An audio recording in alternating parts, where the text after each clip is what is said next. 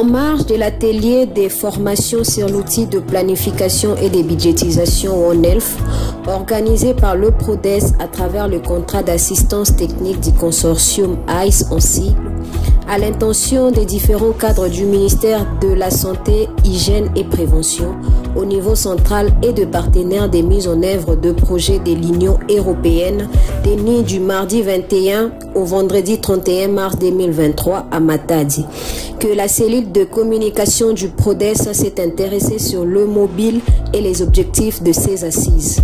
Répondant aux questions, Dr Abdoulaye Alassane, coordonnateur chef d'équipe des ICE.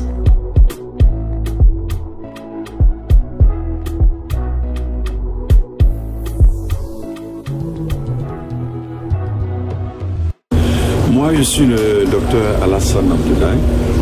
Je suis assistant technique. Je suis coordonnateur de l'assistance technique PRODES. Et je suis à la fois le chef d'équipe de l'assistance technique PRODES. Donc PRODES, c'est un peu, disons, c'est le bureau, les assistants techniques qui proviennent donc, qui sont recrutés, mobilisés par ICE.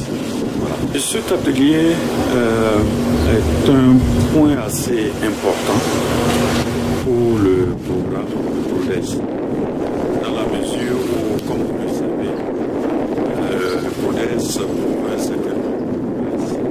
Et ces provinces-là pratiquent la planification forfaitaire subsidiée.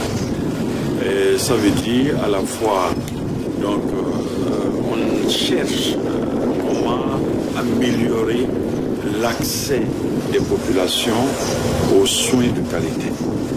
Donc, dans toutes nos zones de santé couvertes, c'est un peu ça notre but premier, notre finalité. Mais on s'est rendu compte au fil du temps que les tarifs qui sont appliqués ont vieilli et ne répondaient plus exactement vraiment au contexte des zones qu'on couvre. Donc il y a certains tarifs qui sont là depuis 5-10 ans qui ne reflètent plus la réalité. Alors il était question de mettre à jour, d'actualiser ces tarifs-là. Alors pour ça, on a un outil qui existe depuis 2008, c'est le IHTP. Il rend de très grands services et on a pu couvrir un certain nombre de provinces déjà, dont le Kasaï oriental, la Lomami, le Nord Kivu, l'Ituri, etc. Mais l'outil est assez lourd et très précis. C'est-à-dire, lorsqu'on le déroule, on a besoin de 1 à 2 mois, parfois voire 3 mois, avant d'avoir les résultats. Alors donc, on a pensé au cours de la mise en œuvre du PRODES, on a entendu parler d'un certain nombre d'outils qui étaient de plus en plus envisagés au niveau de l'OMS.